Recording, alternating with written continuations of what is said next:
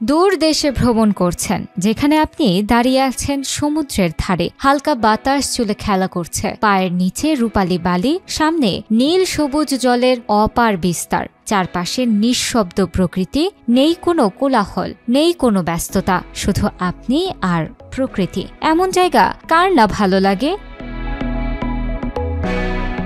মন যদি টানে দূরে কোথাও, কিন্তু ভিসার ঝামেলার কারণে যেতে পারবেন কিনা তা নিয়ে চিন্তিত থাকেন, তবে এই ভিডিও আপনার জন্যই। সেক্ষেত্রে ভ্রমণ পিপাসুদের জন্য রয়েছে সুখবর। শুধুমাত্র বাংলাদেশি পাসপোর্ট হলেই ঘুরে আসতে পারবেন বিশ্বের ৩৯টি দেশে। এর মধ্যে ভুটান, বলিভিয়া, মালদ্বীপ ও নেপালে অল্প খরচে ঘুরে আসতে পারবেন।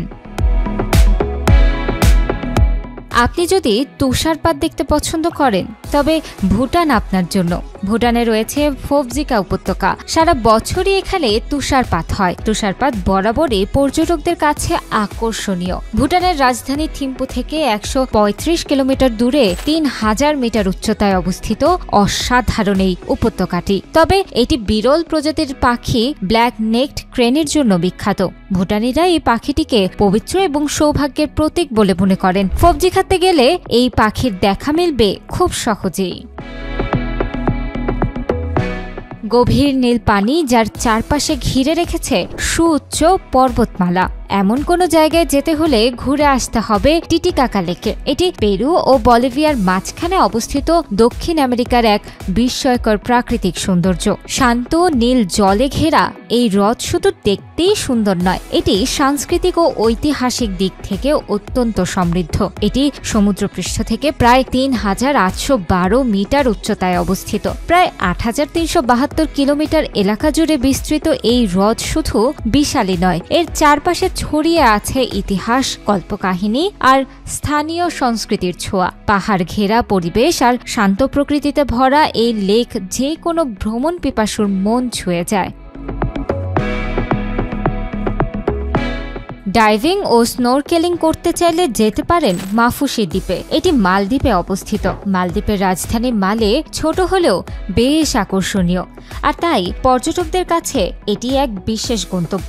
মালে থেকে ২৬.০৮ কিলোমিটার দক্ষিণে মাফুসি দ্বীপের অবস্থান। কম খরচে গেস্ট হাউস পাওয়ার জন্য মাফুসি দ্বীপের বেশ সুখ্যাতি রয়েছে। অ্যাটলে অবস্থিত বাকি দ্বীপগুলোর তুলনায় এটি সব থেকে বড়। মাফুসি দ্বীপে না গেলে একজন পর্যটকের মালদ্বীপ ভ্রমণ অসম্পূর্ণ রয়ে যাবে। এখানে ছোট ছোট হাঙর, কচ্ছপ, মন্টা ও ক্রান্তীয় মাছ দেখা যাবে।